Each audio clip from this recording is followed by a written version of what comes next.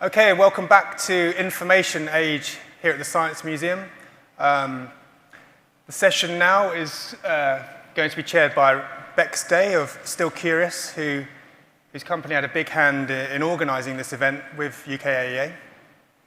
This session is called Fusion, Fairness and Justice, and it looks at how do we ensure that fusion works for everyone. So I'm going to hand over to Bex. Thank you very much. And yes, welcome to this session on fusion, fairness and justice. So we have two panelists here today. We have Donné from EUROfusion and Saranne Postans from UKAEA. And joining us virtually from the the East Coast, I believe, is Megan Wilson from General Fusion. I think she's there. I can see her dialing in from Charlotte, I think. So today we are here to discuss quite a substantial topic in terms of energy justice and ensuring that fusion works for everyone. And obviously, fusion is a burgeoning industry, and we want to make sure right from the offset that it is a force for good in the world. So hopefully, in this discussion today, we could spend the whole time talking about what is energy justice, but hopefully we'll talk about what energy justice means to our panel in particular. We can look at the positive force that fusion energy can be in its broadest sense, so in relation to other energy forms. We'll also look at a bit more about the kind of theory about the distributive justice, so the costs and benefits and how those are shared between all the stakeholders in fusion, and also look at the process of procedural justice, so that element of engagement and how we make sure that everyone can have an equal say in energy justice. So to start off with, I think what I'll do is I'll ask each member of the panel to introduce themselves, and also maybe just give us a bit of an idea of what energy justice means to them, both from their organisation's perspective, but also globally, because we do recognise that energy justice means different things to different people wherever they are in the globe. So I think I'll start off with Tony and ask you sort of what energy justice means to you in your role. Thank you very much, Rebecca. I'm working for EUROfusion, which is probably the biggest public organization in fusion. We bring all national laboratories in Europe together, 31 national labs, about 150 universities, 29 countries, 4,000 researchers. So it's really back in the ever. So energy justice and fairness is, trying to involve all the countries. So for us, it's very important to also take the smaller countries aboard. Think about Malta, we had Cyprus, we think Baltic states, Romania, Bulgaria. All these countries need to be part of, let's say, the energy system, and we need to develop that together. And interestingly is that we, over the years, have developed a system where we use the complementary competences of the people from the various countries. So together we can make it work. So this is very important endeavor. Also very important is the trying to think about minorities and inclusiveness, because this is very important for the way we think about fusion and how we involve the different people. You can also think, when you think about fairness and justice, fusion fuel is very cheap. The reactor, we heard it this morning, is probably in the order of 10 billion. But we need only 500 kilograms of fuel, deuterium and lithium, which we can find all over the world. So we can have finally energy source where we don't need to fight wars to get to the oil or, about gas and whatever. And so in that sense is also for the future a very nice energy source we have to work on. Thank you, Tony. And Saranne, in terms of, your role is very different. You're probably more involved in that, you're sort of on the coalface in terms of the engagement. What does energy justice mean to you in your role at the moment? Thanks. So I'm Saranne Postans. I'm the STEP Communications Manager, so the STEP programme, which I've heard mentioned already today. So for me, it's as simple and as complicated as ensuring that kind of all parts of a community where one of these plants might be built gets the maximum benefit out of that development. And it doesn't really matter who that is within a community, so whether it's young people and skills or supply chain development or whatever it might be, it's just about spreading those benefits as widely as we can across the community. Thanks, Saranne. And Megan, who's got a great General Fusion mug, I've just noticed. Fantastic, bit of placement there. What does energy justice mean to you from your perspective? And obviously, you've got quite a unique global viewpoint there as well. Yeah, thanks, Bex, and thanks for having me here. I'm sorry I couldn't be at this wonderful event in person, but my name is Megan Wilson, and I'm the Chief Strategy Officer at General Fusion. So for those who aren't familiar with us, we are a private fusion technology company headquartered in Vancouver, Canada.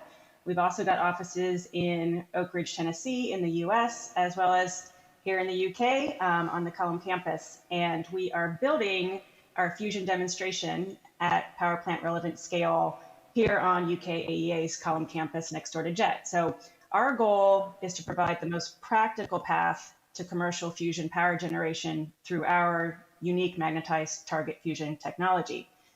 So from our perspective, with operations in 3 countries, and we also have a number of large utility and industrial users serving as part of our market development advisory council, as a private company, we benefit from diverse perspectives on what energy justice is and what it means for the fusion industry. Stepping back, energy justice is a relatively new concept in the broad history of power generation, and the private fusion industry is one of the first energy technologies to be entering a phase of commercialization in the context of energy justice. We know that energy justice means different things in different countries and different communities, and understanding what's fair and what's just is really a critical but ongoing dialogue. So we can look at energy justice through a global lens. We can say, as I'm sure we've all been saying today, that decarbonization through fusion energy addresses global climate change, addresses energy security challenges, and therefore it benefits all of humanity. But we also need to look at energy justice through a regional and community lens. And this means focusing on and learning about ways that the energy transition can benefit those communities that have historically borne the negative effects of our society's choices regarding energy infrastructure. And so this can impact the way we in the energy industry hire, the way we operate, the way we design our plants, the way our customers make siting decisions and operational decisions, and a whole lot more, which I hope we'll discuss more on today's panel. Fantastic, thank you, Megan. Tony, touching on something that you talked about in your introduction, obviously you work with so many different organisations from all over Europe. In the broadest sense, how do you and they feel that fusion energy can be this really positive actor in the quest for energy justice? So, in terms of fusion, the fusion science and how it works, how is that automatically potentially better in terms of energy justice than some of the other sort of energy sources we have right now? Well, what is very important is to have the dialogue with the public. And in EUROfusion last year, we did a survey among 21,000 people all over Europe in 21 countries, so 1,000 people per country, to get a feeling what the public thinks about fusion, what is the perception, and to really start the dialogue. We're organizing science cafes in all the different countries. It's very important to inform the people that they know what is going on there. At the same time, together with our daughter organization FUSION, we are organizing teacher days and trying to reach out to the teachers, which on their term reach out to the students. And very important that we start at really at a very young age. Best is to start at primary school, but secondary school definitely, to inform the students about fusion and the excitement to work in this field, because we really need new people. And my view is we have enough plasma physicists already, but where we see now a shortage coming is nuclear engineers, people which can work with tritium, people which work with remote handling. So we need to really, drill into, let's say, all the young people which are around in Europe, but I would say over the world, And there's another challenge, which I think, talking about fairness and justice, I see all the fusion activities on the Northern Hemisphere. So basically the countries which are doing and working together in ITER. That's also where all the private companies are, and maybe the one HB11 in Australia is the one out. But there's no activity in Africa. Most of South America, there's not really a lot. There's a little bit in Brazil. So we need to involve these countries to ultimately develop an energy source which we can apply over the whole world. And there's a lot to do there. Yeah, so I think we need a bigger fusion exhibition in this science museum and all other science museums, right? We need to be talking to the primary school kids. Megan, obviously your perspective is very much from the private fusion industry, which is growing rapidly. I think we've discussed that in a number of sessions today. How does this growth present opportunities to support energy justice? It's a rather large burden to bear, potentially, but what opportunities does that offer you? So, the private fusion industry is actually quite small compared to our government partners in fusion research, but we are growing rapidly. For example, at General Fusion, we've more than tripled our number of employees in the last few years to 200 employees. But as we're in this stage of really incredible growth in the context of the broader fusion complex, that growth creates what I think of as a shared opportunity, a shared responsibility, and a shared challenge to explore and support energy justice with our partners in government, our partners in academia, our partners in industry, our partners at the community level, so we can manage our growth, drive toward commercialization while supporting our shared goals in terms of energy justice. So on a global scale, as Tony touched on a bit as well, our role as a technology provider is to develop a commercial, practical fusion machine that leverages the advantages that Tony talked about in terms of abundant fuel and small footprint and safe operations to provide reliable carbon-free baseload power. But then if we think about it on a company level and a community level, on a company level, the opportunity and the challenge we have is very similar to other technical fields, how to improve our workforce diversity and inclusion. And we share that challenge with the universities and the early education programs and government programs that support not just plasma physics, but the STEM fields that support our industry. And so that's a collaborative process to help develop the workforce that we need to carry fusion energy to a reality. On a community level, energy justice really means thinking about how our fusion plant design affects the local community, and then how that fits within our customers and our partners' energy justice frameworks. So as an example, as we've designed our fusion demonstration facility for the Culham campus, our engagement with UKAEA and our analysis of community impact has really informed how we've approached everything from the look of the building to noise levels, to landscaping, to biodiversity enhancements. So as an industry, we have an opportunity, given where we are in our development, to think holistically about how the power industry and power plants affect local communities, and then how fusion power can create a net benefit locally, not just globally. But we need to do that with the help and collaboration of public and academic institutions. Thank you. Just sort of talking about that community brings me on to my next question, which is for Saranne. Now, Saranne's had quite a busy couple of weeks, I think. I'll let you tell everyone what you've been doing and where you've been, but congratulations. And I suppose the question here is, obviously, given that you are in that position of ensuring that all stakeholders, no matter where they are in the ecosystem, have a voice, what are your kind of key learnings at the moment, and what are those ways that you're using to ensure that everyone has a voice, people who are in those communities, but also future generations? Yeah, thanks, Bex. It's been a busy couple of weeks, as you say. So the site where STEP will be built was announced a couple of weeks ago, and that's in North Nottinghamshire at the West Burton site, which is currently still a coal-fired power station.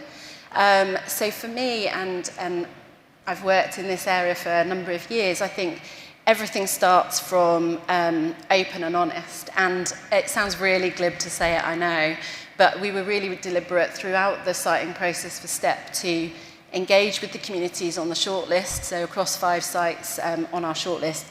In that way, telling as much as we could and sharing as much as we could about the positives and also the potential negatives of something like this coming to their community. The sort of one of the jargon terms for it is social license to operate. If we try and do this in a community without that social license, without that broad base of support in that community, the project fails. It really is as simple as that. Having a community that doesn't want you is really not somewhere you want to be in these programs and projects. So I think where we've sort of started from is started early. We have engaged with those communities already. A couple of weeks ago, not even maybe, we were in that West Burton, in that North Notts community, talking to stakeholders, talking to the community, and really starting the conversation that we hope will last for certainly the next 20 years of development and way beyond that. I think a couple of things that I sort of like to say is, you know, the STEP thing is about building a thing in a place. And it's been very conceptual up until the last couple of weeks. But now we have a place, and we can really start to understand what that place looks like, what its community is like, how it feels about fusion, how it understands its engagement with us, and so on. And we really start to build from there. And the other thing that we sort of took all the way through our siting process was this idea of finding a home for STEP. And we're really deliberate about sort of that idea of finding a home in as much as we can make rational decisions about where the best site might be for its geology or its water supply or whatever it might be from a physical characteristics point of view. But if we don't also hit on that sort of emotional connection, you know, finding a home is something really special. And I think that having now found our home, our future home in Nottinghamshire, it's really exciting to start those conversations and look at what the potential benefits are and be really open and honest about what the potential challenges are too along the way. And how have those conversations gone so far in terms of that community engagement? I mean, you know, we've been talking about it quite theoretically for some time. Actually going into these local communities and local centres and actually looking somebody in the eye and talking to them is a very different thing to the theory. I mean, how has that reaction been? So I'm not very often speechless, but I couldn't really talk about it for 24 hours after I'd spent a day in the community talking to stakeholders and people who actually lived there. Because there's just such a warmth to the idea that we were going to be in this community for the long term. Of course, there's a story to that in as much as it is a coal-fired power station that's obviously coming off next year and will be decommissioned. And actually, the nominating team came up with an idea of a strapline, which is from fossil fuels to fusion, which is, as a communications person, like, you know, floats my boat. So the idea that we sort of provide a future path for that community and lots of people in and around the region across the country, you know, potentially broader than that. It was really warm conversations. We also got some really tricky technical questions right on the first day of the announcement, and we'll need to work in progress in terms of our Q's and A's and how we develop some of our messaging. But yeah, just a real warmth that sort of took my breath away a little bit. That's really reassuring, I think, for everyone here, particularly in, you know, the kind of comms side of things, where getting that right and explaining the differences between some of these technologies is so important. So it sounds like the team did a fab job. Moving on to sort of more of a broader question for all of you, really. Whose responsibility is it to ensure energy justice?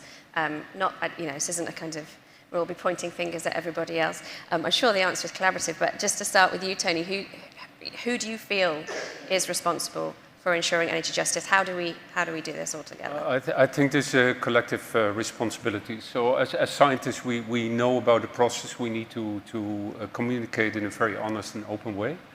We need the politicians. They certainly need to be around to make the decisions. We need to inform them, and as good as we can. We need society, because society in the end needs to buy in for fusion. So I would say it's really a collective thing we need all together, but probably as scientists, since we're deeply involved in these fusion products, we should take the lead here, because if we don't do that, probably nothing will happen. So we really need to work on that. We need also to go out to the students. Actually, I was quite excited seeing so many kids around in this building today. We need to talk to them and show what fusion is. They should get excited, and at the end they should buy in and say, well, we need fusion. We cannot only, let's say, supply electricity from wind and solar, because we didn't solve the storage problem. So we need also some baseload electricity, and fusion is one of the options. So yeah. I think really we need to do it together. Okay, all sort of taking responsibility for this. Megan, I wonder if you have a view on that. I mean, obviously, in other industries, we talk about big business as this sort of concept. Obviously, slightly different position here. So, you know, does that sort of have an impact on whose responsibility it is and how we work together? Yeah, it's a good question, Bex. I think, you know, General Fusion, the private industry, we are small business today. We all hope to be big business in the future. And, you know, if I can kind of piggyback on what Tony said, you know, we're not in a position where we can say, well, we're a small business. We don't, you know, we're just trying to solve fusion. That's hard enough. So we can't focus on this as well. It is a challenge, right, to balance those two purposes, but I actually think they go hand in hand. So, you know, at General Fusion, we just celebrated our 20th anniversary this year. A lot of our employees have been with the company from the beginning, and we are very much a values-based organization. People come to work every day wanting to save the world, and very sincerely. And you know, that purpose, I think, goes hand in hand with the purpose of energy justice, which is to ensure that the energy transition benefits all of us. So we as private industry do have a responsibility. What we, I think, are learning as the private industry is that there's a lot we don't know, and that there are a lot of smart people out there who are experts in energy justice, who have experience. You know, the STEP siting is a wonderful example that Saranne talked about. It's just a really good example that we as the private industry can look at to think about, you know, how do we do this right, and what are lessons learned. We also have to, as technology providers, work with our customers. So, you know, we don't have, you know, any of our customers on this panel, but when we think about our early adopters on our Market Development Advisory Committee, ultimately, you know, they're making decisions about where to site fusion plants and how to engage with the community. And so, you know, our responsibility there lies in working with them, making sure they understand that it's important from our perspective because it's important for the fusion industry, but also giving them a product that can make them successful in that regard. And that gets back to how we design our plant and how we build the workforce that develops the technology. Thank you. And Saranne, you were just talking about the community. I mean, do the communities that you're speaking to, did they feel any kind of responsibility or collective responsibility for this sort of idea of energy justice or the idea of climate justice? Is that sort of starting to show through in the kind of the end consumer of this, or the people who are living in these places? Is that become apparent? Yeah, definitely. I think there is a collective responsibility, but I think that for communities generally, it's a sort of there's a tie between taking action on climate change, and it's a kind of tangible thing. So if you bring something like fusion to your community, you're sort of making a contribution. But it's also a sort of, you know, there's a sort of benefit for that community too, in terms of we're able potentially to bring jobs and skills and employment for young people. Something I heard last week was as simple as, you know, well, perhaps my grandson doesn't have to go to another place to work. You know, perhaps they can get an apprenticeship here. You know, at those sort of micro levels, but if you kind of pull all of that together and build it up, it becomes a big thing. So I think that's also really important. The next question I had there was for, I'll start with Megan actually. Having people of all backgrounds and ethnicities within an organisation obviously improves the ability of that organisation to understand potential inequalities. I just wondered whether, as I say, start with Megan, whether there are any successes, initiatives or challenges when it comes to this in relation to General Fusion and what you guys have been doing. I know you've mentioned some initiatives over in the States that have proved potentially challenging despite, you know, great ambition. So at General Fusion, I think like all our partners in the industry, you know, we are focused on building a diverse and inclusive team where people work together collaboratively so we can build something that matters. You know, and it's well documented that diverse groups perform more creatively and solve problems effectively. But it's also a kind of long-standing and well-known issue that, you know, at least in North America, that diversity is limited in STEM careers. So, you know, if we think about, you know, the National Science Foundation, they track and they publish their statistics on lack of diversity in the field every 2 years. And in Canada, the National Sciences and Research Council has also, you know, called attention to the problem of systemic barriers that sideline diverse talent in those fields. So there's a lot of work to do to transform you know, teaching and learning and practice for that STEM workforce. And I think the energy industry broadly, not just the fusion industry, has a role to play in supporting STEM education, as does, you know, academia and government. When we think about government, I think the example that you were alluding to, Rebecca, is, you know, in the United States, we're seeing the government take a very strong approach to energy justice with their Justice 40 initiative, and you know, we're seeing the U.S. Department of Energy include energy justice and diversity, equity, inclusion, and acceptance criteria in you know, in their metrics for applications for funding for the fusion industry and other industries. And you know, we've seen that most recently with their you know, most recent funding opportunity announcement for fusion. So, you know, that there's a push and pull, right? So we as the industry will do our best to meet those requirements, to be thoughtful about it, to bring in the right experts. At the same time, you know, as we're looking for that diversity of workforce, you know, we also, you know, need you know, the educational community who are focusing on it to continue to do their good work, so that we have you know, the plasma physicists, you know, coming out of a HBCU that we can include in our program, or you know, female engineers of America and so on, supporting the fusion industry. So there's a lot of threads to pull on the topic, but we see government and academia focusing on it, and we have to continue to collaborate going forward. Thank you. I think it's just indicative of, we talk about the idea of collaboration and just this ecosystem that all has to work together for us to sort of have a meaningful impact and make sure that fusion is fair for all. I've got one final question before we take some questions from the audience and the virtual audience. It's just in relation to the support that you guys have or would like, or, you know, where do you go to ensure that what you're doing is fair or just? Obviously, we've talked before about there's an increasing number of activities and organisations all around the world, but just sort of speaking to you guys, you know, for you personally, you know, where do you go to for that support? Maybe Saranne, sort of start with you. So I think that there's so many stakeholders around this that can be supportive and not supportive. So I think that that what's really clear is that we need to ensure that all the kind of authorities, so whether it's government, local authority, wherever that stacks up, we are in a position where we're sort of telling our story and we're showing how this is the right thing to develop and to continue to develop. And then, of course, bringing it right down to the community level, ensuring that we sort of build and develop advocates, really.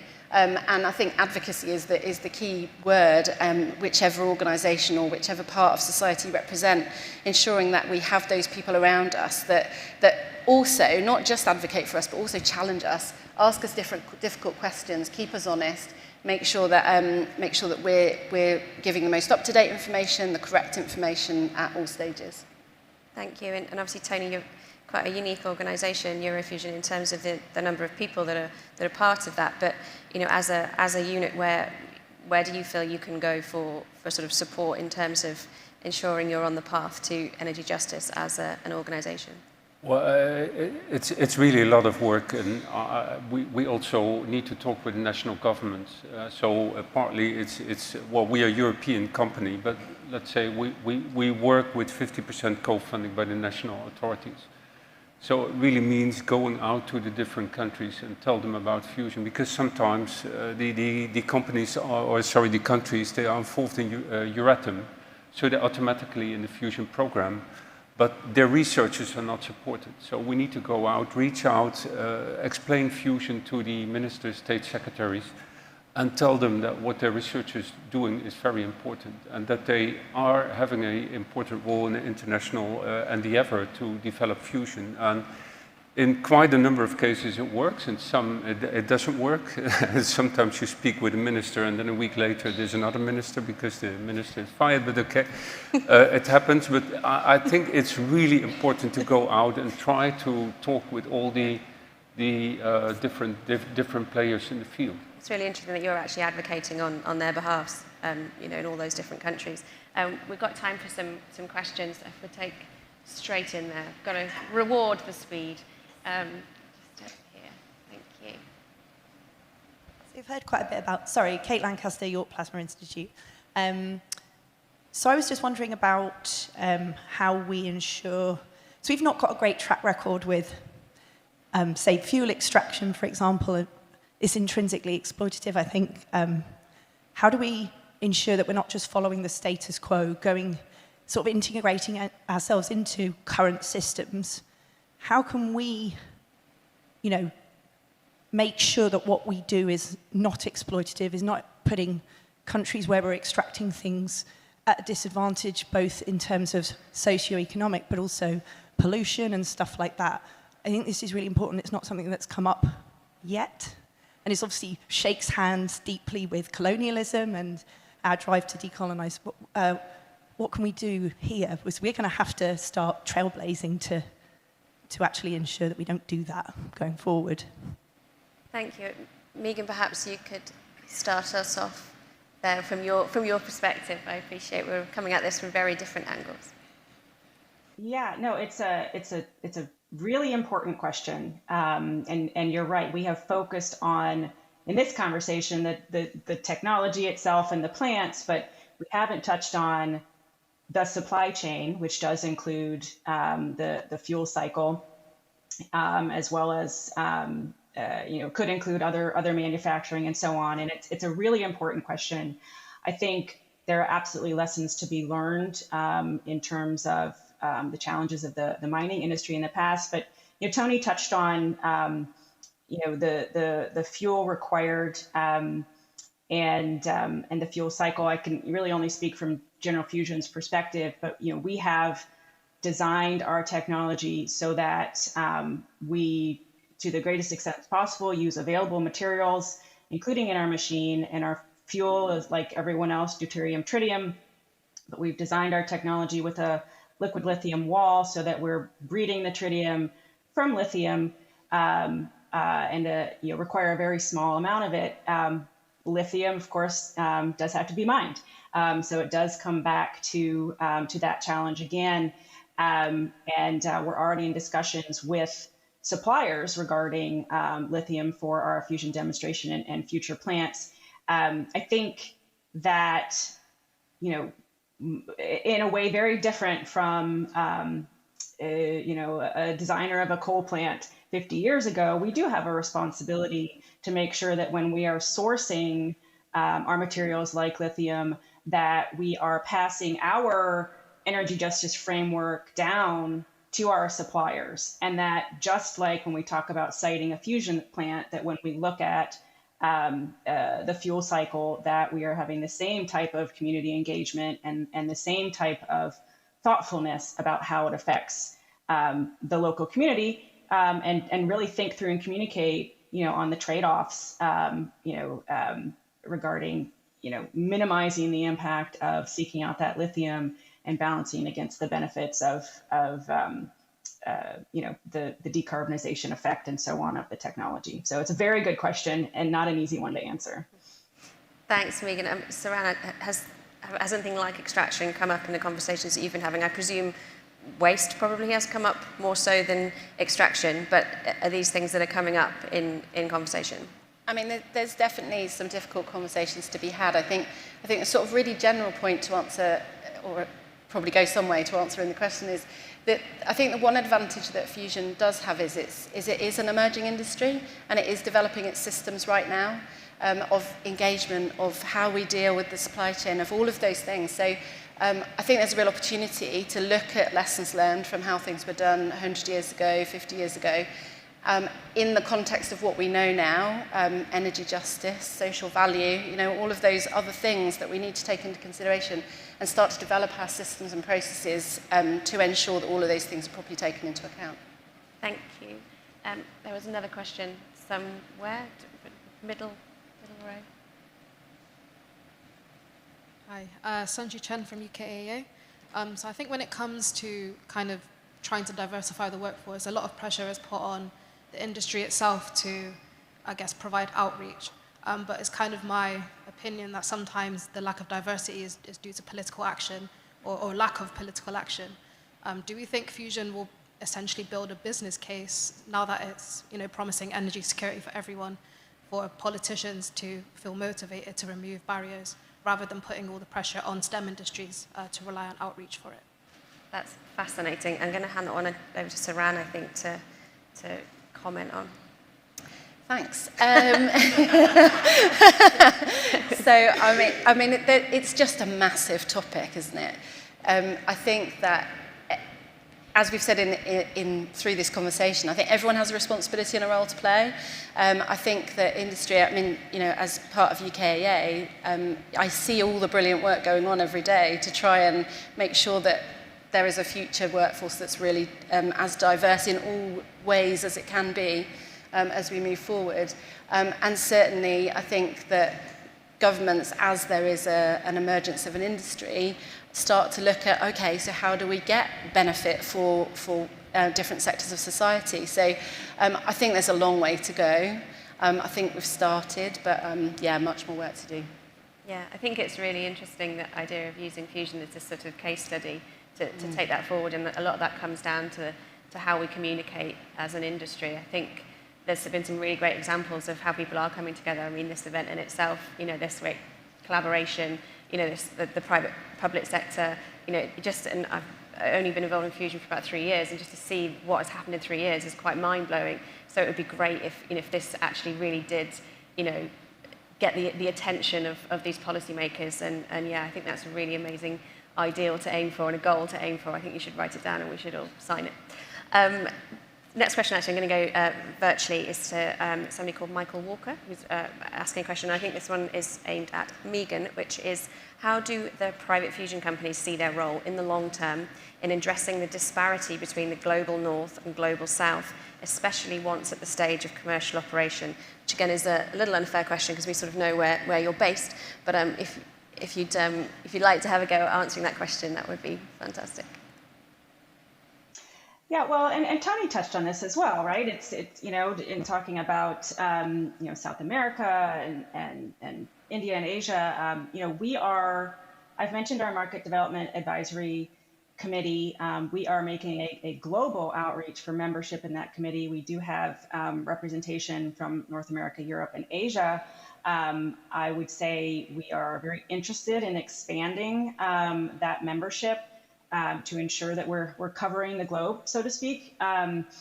It is, I think, there are challenges as a private fusion company with 200 employees, right, to cover the globe, to develop the market globally, and that's why we do, I think more so than in other industries, try to work together in a collaborative way as peers to develop the market globally. But as we think about regions where they perhaps have not had the benefit historically of cheap power, right? If we think about, certain regions that have built their economies on cheap coal-fired power or fossil fuel power over the last century, and now we see regions that are more developing who, under the restraints of decarbonization, have fewer choices. It then becomes incumbent upon private industry to not only think about the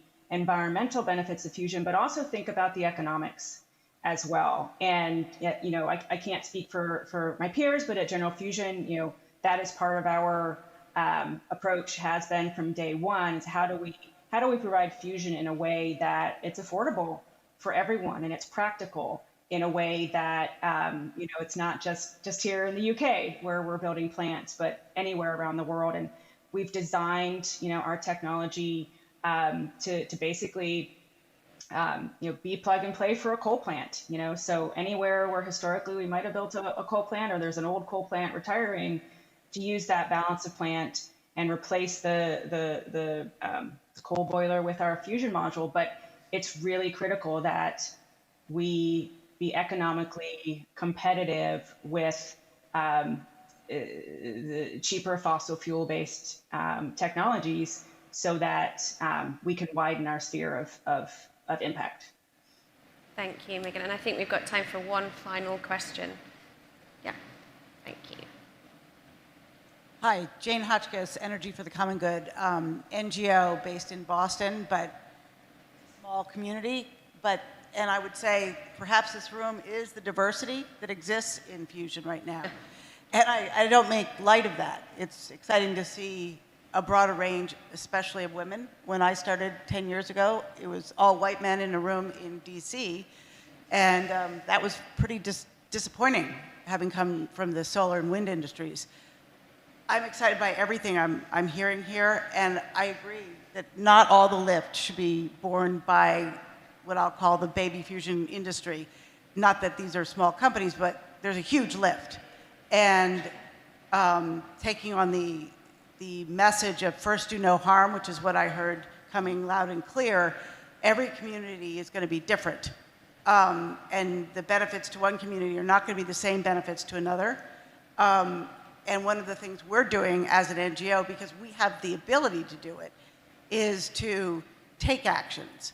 So we are launching our first 5th grade climate to fusion curriculum education based after school program in a receivership school. So we've tried to check every box, largely to see with this pilot what is absorbed, what is brought home, and how is it talked about, and so that we can improve on that.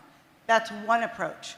But the education of a vast number of humans first, because one of the biggest messages that fusion's bringing is hope. It's hope for all of our kids of every race, every economic status, every experience. Hope that they will have a planet that they want to live on, or that their children will want to live on. And so I think the climate change piece is probably the biggest thing that ties us all together. I would love to see more work being done in this space by the governments leading and funding, and then people, organizations putting into action the work that you guys have described. Thank you very much. Actually, I think that's a fantastic message to end on. Thank you, Jane. I think the idea of hope, I think that's something that we're all, it's hopefully is something that's going to come out of today, that collective sense of hope. And if we can make this work and make it work in a more fair and more just way than the new energy systems have been created before, I think it's an incredible opportunity. It's a massive honour to be involved in it, and I hope that's what everyone takes away today, is that idea of possibility and hope. So thank you very much, and thank you so much to the panel. I think we'll wrap it up there. Thank you for coming. Thank you.